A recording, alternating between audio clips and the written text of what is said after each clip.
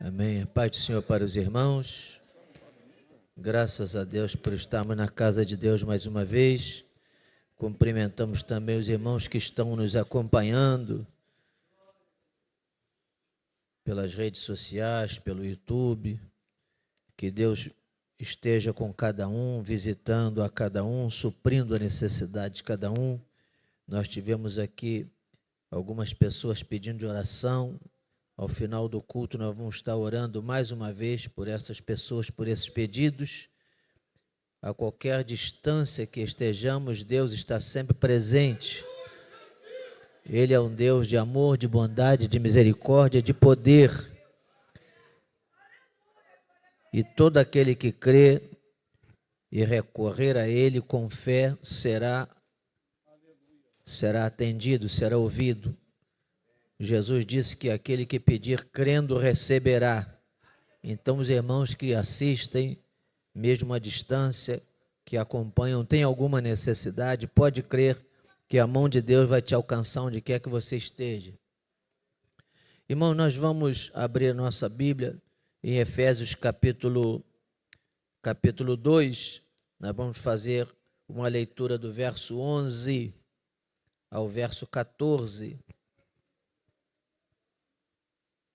E depois do verso 16 ao 22.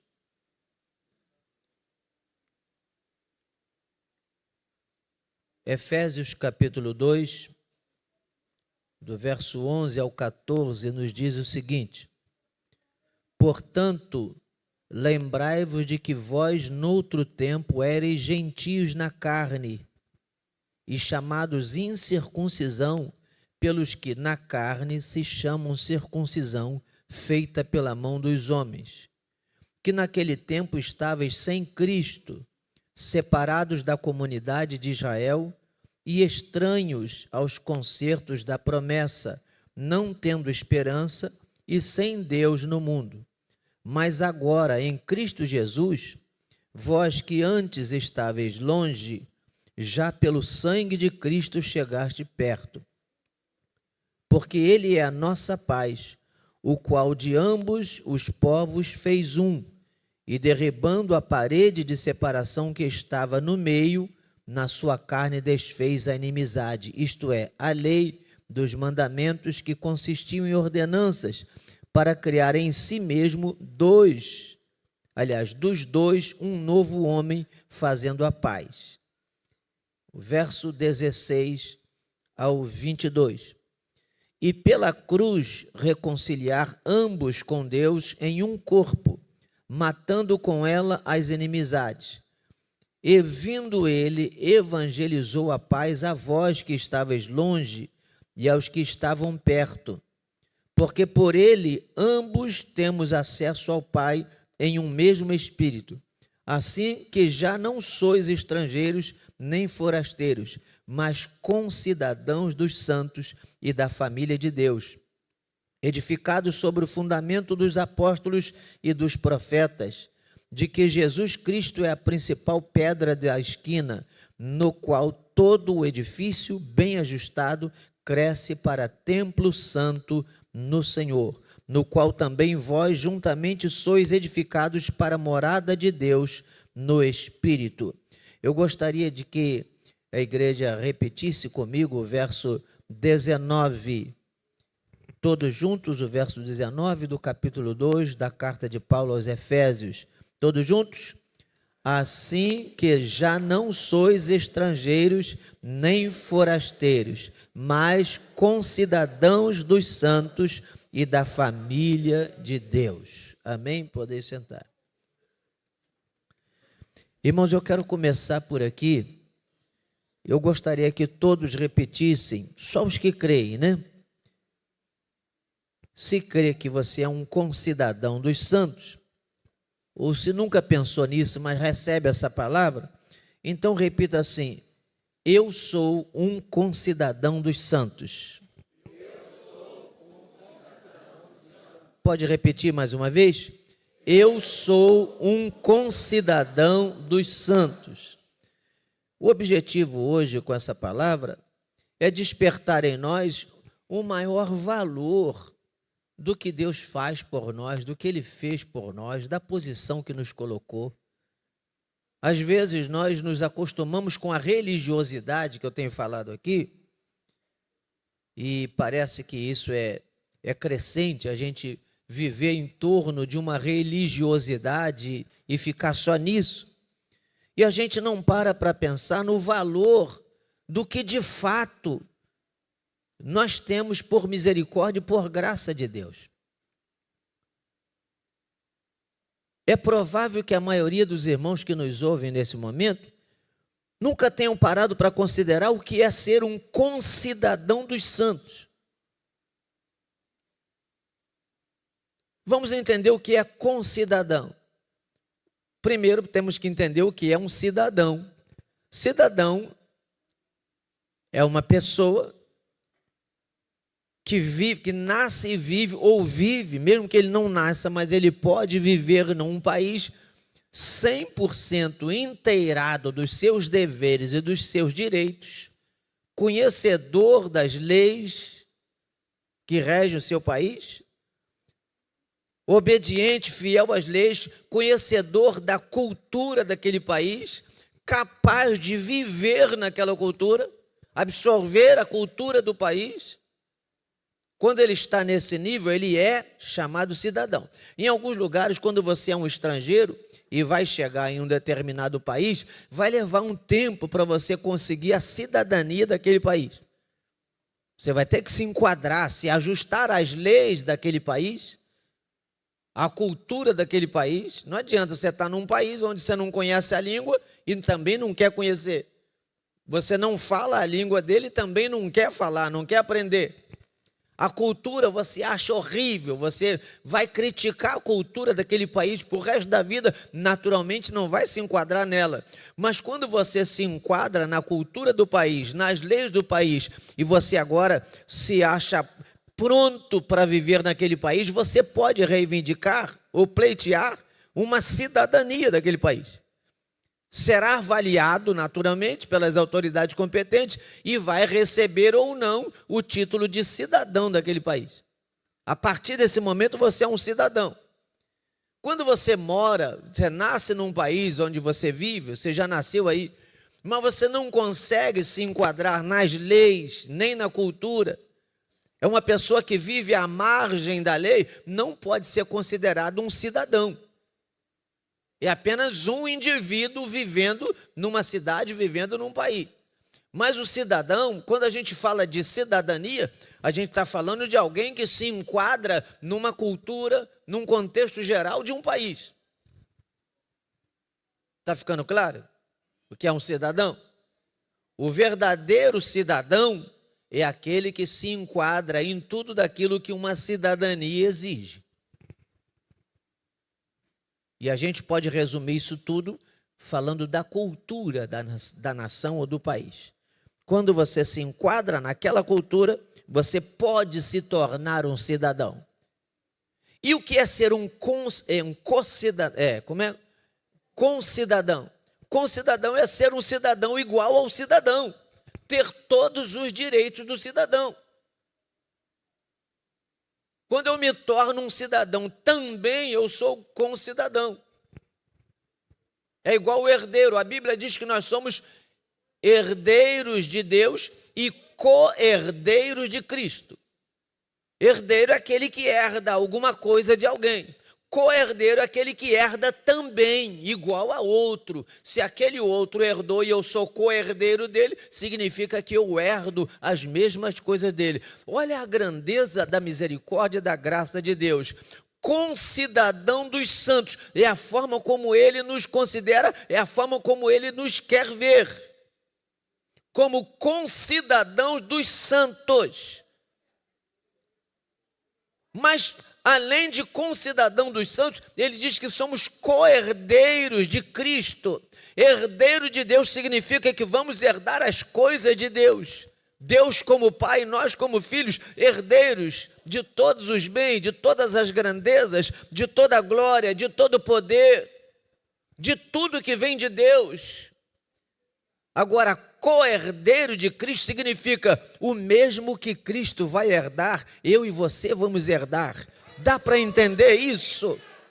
A dimensão, bastaria dizer herdeiro de Deus, já está bom demais. Agora, co-herdeiro de Cristo, o que Cristo herda, nós vamos herdar. Aquele que crê em Cristo, aquele que o recebe de fato, aquele que entende o que é a chamada de Deus, a escolha de Deus por nós. Não é por isso que o apóstolo Paulo escreve também aos Efésios, dizendo assim, ó, não vem de vós, é dom de Deus, é presente de Deus, é de graça. Mas isso precisa ser valorizado.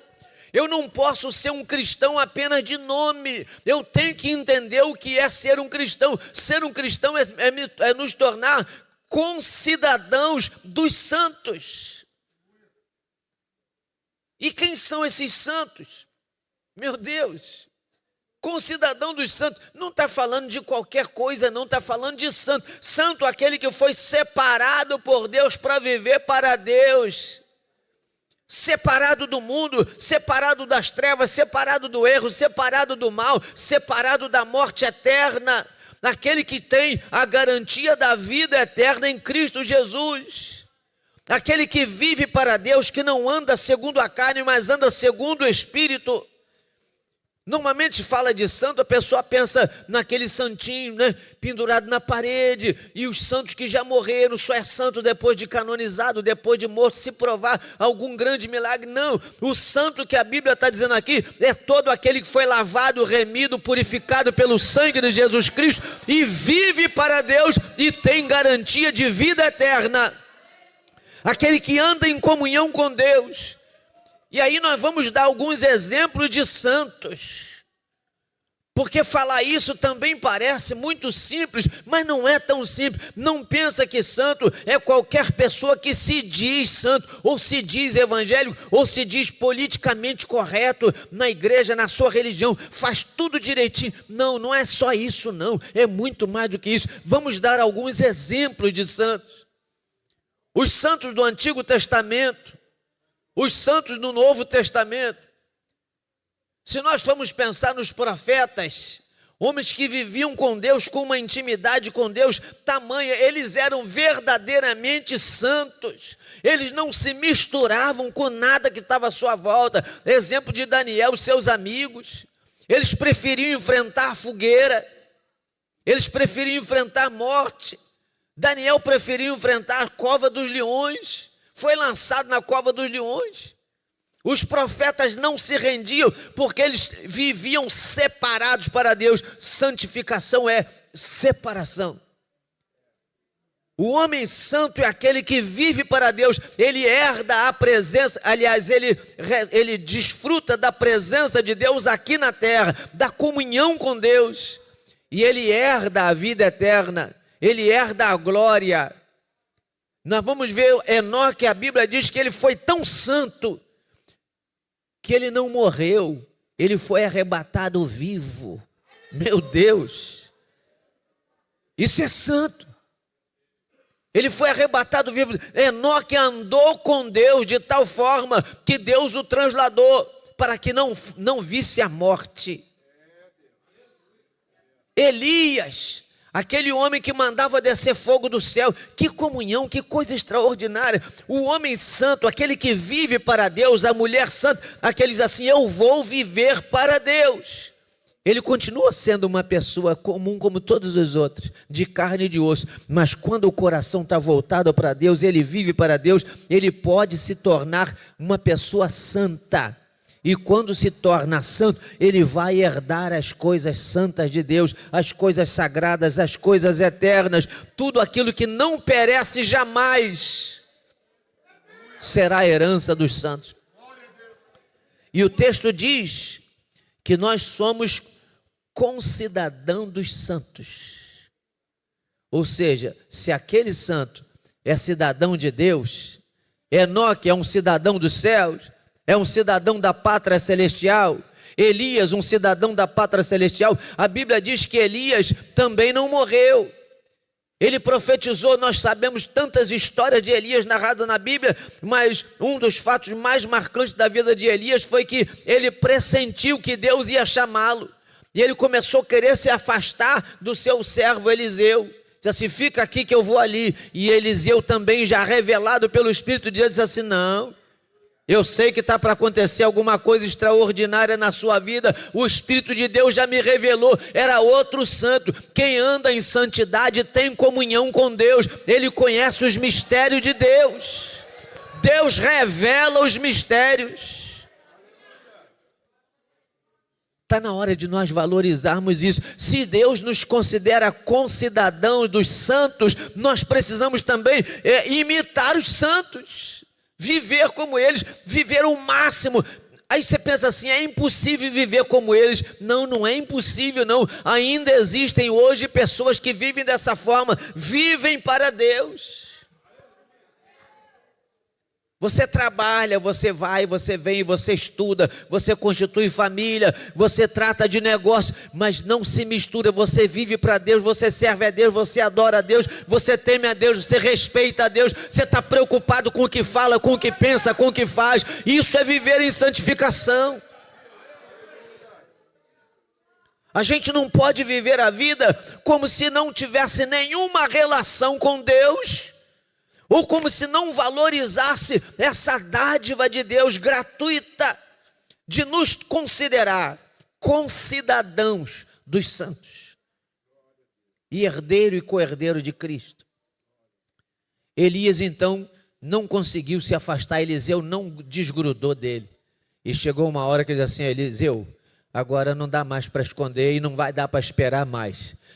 Já está vindo aí, o Senhor vai me arrebatar já. Peça o que você quiser antes que eu seja tirado de ti. E Eliseu então com muita sabedoria disse assim, eu quero porção dobrada do teu espírito. E de repente um redemoinho veio. Uma carruagem de fogo passa. Carros e cavalos de fogo. Meu Deus! Isso é santo, homem que tem comunhão com Deus. E Deus está dizendo para mim e para você, você é concidadão desses santos. Deus te vê no mesmo nível. Nós precisamos então também nos enxergar nesse mesmo nível, no nível dos santos. Está faltando nós nos enxergarmos no nível desses santos. Seja você onde você estiver ouvindo essa mensagem, Deus quer te considerar concidadão dos céus, dos santos. E Ele nos chamou para isso. Valorizar. Valorize. Bata no peito e diga assim, Senhor, muito obrigado. Pode bater no peito, muito obrigado, Senhor, por me fazer concidadãos dos santos. É para adorar a Deus, é para glorificar o seu nome, é para agradecer. Nós não merecemos, mas é isso que Ele faz por nós. E não adianta buscar uma explicação para isso que não existe. A única explicação é amor de Deus manifestando graça sobre nós. Concidadãos, noutro tempo estavam sem Cristo, separados da comunidade de Israel e estranhos aos concertos da promessa, e não tendo esperança e sem Deus no mundo.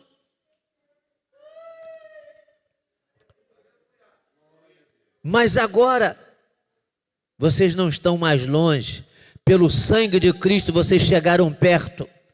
E aí, no verso 19 diz assim, assim, por causa disso, Deus não nos considera mais estrangeiros nem forasteiros, mas Ele nos considera concidadão dos santos e da família de Deus. Aqui também nessa palavra tem outra verdade que a gente precisa valorizar.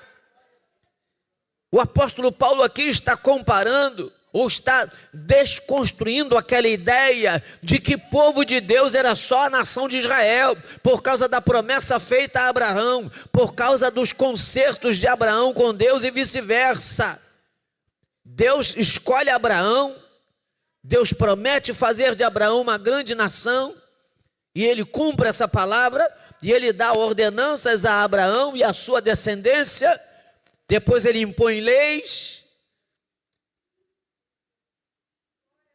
e o povo começa a seguir aquilo à risca, e todo mundo que não pertence à nação de Israel, agora que a graça se manifesta para o mundo todo, a partir de Jesus Cristo, ainda haviam pessoas dentro do judaísmo, da descendência de Abraão, que acreditava que a salvação e a comunhão com Deus e direitos celestiais e eternos somente para a nação de Israel. Os outros eram chamados de gentios. Isso era uma forma pejorativa de dizer são excluídos, não têm direito. Nós temos direito. A descendência de Abraão, sim. A descendência de Israel, sim. Nós somos eleitos, fomos escolhidos, fomos chamados, e só é nós cumprimos a lei, nós nos circuncidamos. Vocês são incircuncisos, vocês não cumprem lei, vocês não são da descendência de Abraão, vocês não têm as promessas de Deus. Só que o apóstolo pode dizer assim: não, meu filho, pelo sacrifício de Jesus Cristo, você agora não é mais considerado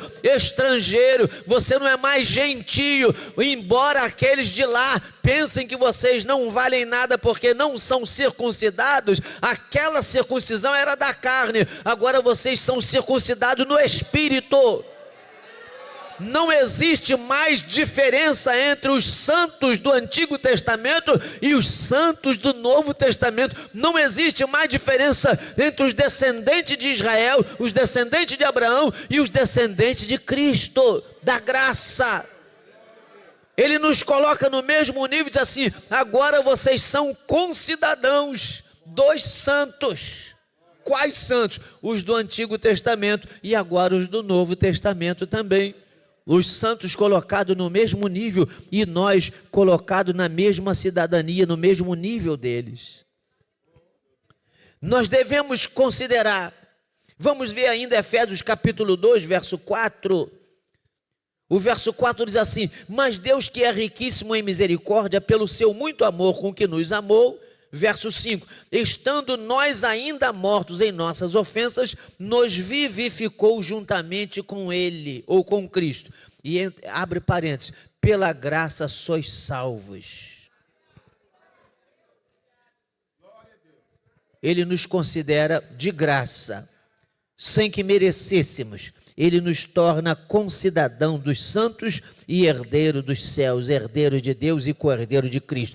Vamos ver João capítulo 15, verso 16, irmãos sabem de cor. Vós não me escolheste, mas eu vos escolhi e vos nomeei para que vades e deis fruto, e o vosso fruto permaneça, a fim de que tudo quanto pedides ao Pai em meu nome, Ele vos-lo conceda.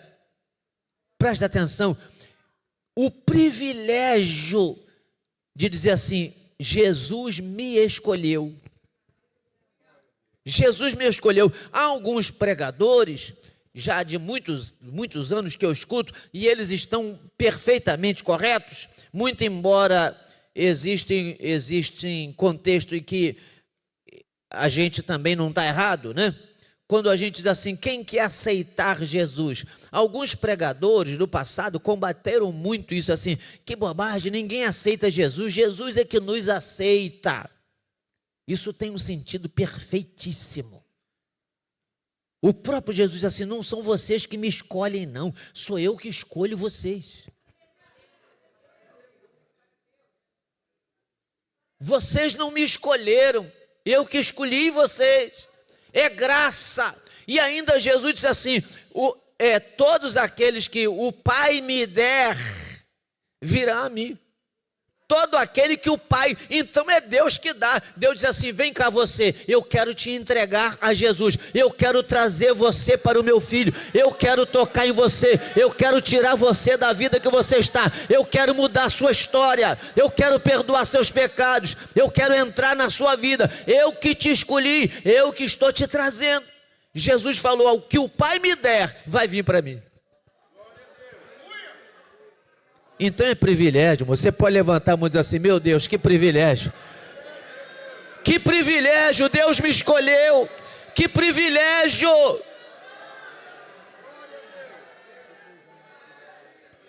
Que privilégio, Ele me aceitou. Mas quando nós dizemos aceitar a Cristo, existe um sentido que as pessoas ignoram. Não é aceitar no sentido de Jesus vem implorar para a gente recebê-lo, não. É aceitar o fato, aceitar na sua mente, no seu racional, no seu intelecto, no seu coração. Aceite que Cristo seja o Senhor da sua vida. Aceite que Ele governe a sua vida. Significa submeta-se a Ele, renda-se a Ele, entregue-se a Ele. Aceite que Ele é Senhor, não contenda com Ele. Não resista a Ele, aceite-o como Senhor, como Salvador. Tem sentido, porque quantos rejeitam? O próprio Jesus falou dos que rejeitam. Vocês não querem vir a mim para ter vida. Está falando de rejeição. Ainda diz assim, aquele que me negar aqui na terra, eu o negarei diante do meu Pai. Então, é nesse sentido que a gente afirma que temos que aceitar sim, aceitar que Cristo é Senhor e aceitar que Ele seja dominador da nossa vida e rendermos-nos a Ele como Senhor, absoluto Salvador e único Salvador da nossa vida. Pena que a gente tem que encerrar. Mas eu quero encerrar por agora, eu vou até marcar aqui, porque esse é um assunto que a gente precisa falar mais. Eu quero encerrar dizendo que nós devemos fortalecer essa fé.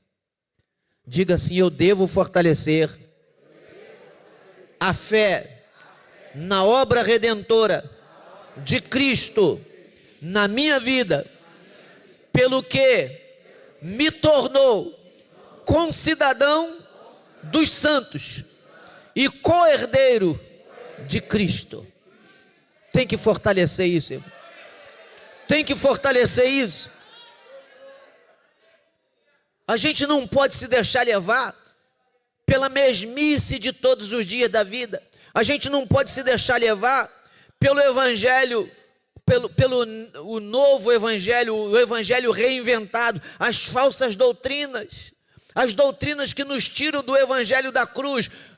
Diga assim, o evangelho sem cruz não é o evangelho. Entenderam isso? O evangelho genuíno é o evangelho da cruz. E quando eu falo de cruz, eu não estou falando de um símbolo para ser adorado. Eu estou falando do significado da cruz. O evangelho da cruz é o evangelho do sacrifício de Cristo. É o evangelho que manifesta na cruz o amor incondicional de Cristo.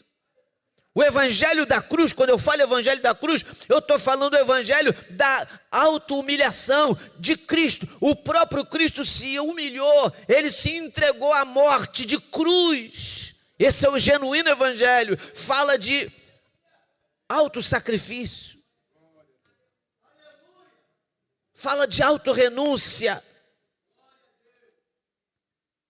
fala de graça, fala de amor, fala de bondade, fala de misericórdia, fala de fidelidade a propósito. Esse é o genuíno evangelho.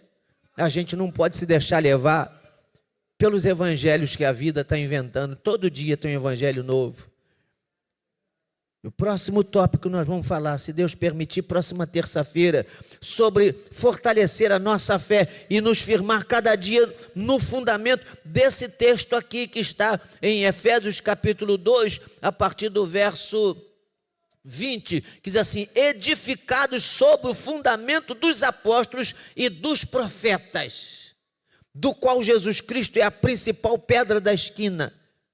Nós vamos falar disso. Nós precisamos fortalecer a fé nesse evangelho que nos torna concidadão dos santos e nos torna co-herdeiro de Cristo, baseado no fundamento dos apóstolos. E aí nós vamos falar o que é o fundamento dos apóstolos. Por que ele não fala no fundamento de Cristo? Nós vamos estudar isso aqui na próxima terça-feira. No fundamento dos apóstolos e dos profetas. Ele poderia dizer só dos profetas ou só dos apóstolos, mas ele fez questão de citar baseado no fundamento dos apóstolos e dos profetas. E nós vamos falar sobre isso. Precisamos fortalecer. Hoje se prega um evangelho que não tem nada a ver com os apóstolos e muito menos com os profetas.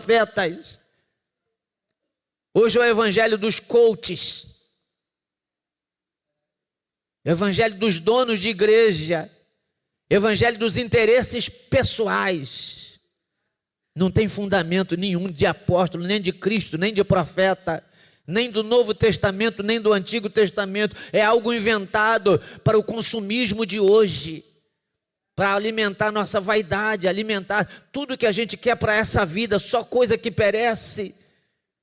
E esse evangelho está se proliferando. A gente precisa dar um basta nisso na nossa vida. Deixa os outros, quem quiser viver esse evangelho é problema seu. Cada um vai dar conta daquilo que faz diante de Deus. Eu não tenho nada com os outros evangelhos não, mas nós precisamos entender que é hora de fortalecer a nossa fé nesse evangelho que nos torna concidadão dos céus ou dos santos e nos torna co-herdeiro de Cristo. E este evangelho é o evangelho fundado ou fundamentado no fundamento dos apóstolos e dos profetas. Deus abençoe os irmãos em nome de Jesus. Quem estiver à distância, ouvindo, assistindo esse trabalho, esse culto, essa palavra, saiba que Jesus te escolheu também onde quer que você esteja. E Ele também quer fazer de você, se ainda não fez, fazer de você co-herdeiros de Cristo, ou co-herdeiro de Cristo e concidadão dos céus. E isso é algo que Ele faz, mas nós temos que querer. A própria Bíblia diz assim: eis que estou à porta e bato, se alguém abrir, eu entro. Deus não entra à força. É por isso que faz sentido, aceite. Faz sentido. Nós sabemos que é Ele que nos escolhe. Mas o mesmo Jesus disse assim: muitos são chamados e poucos escolhidos. Porque às vezes Ele chama e a gente não quer aceitar o chamado. Aceite o chamado de Cristo. E você será escolhido para ser um concidadão dos céus, um concidadão dos santos. Que Deus abençoe os irmãos em nome de Jesus.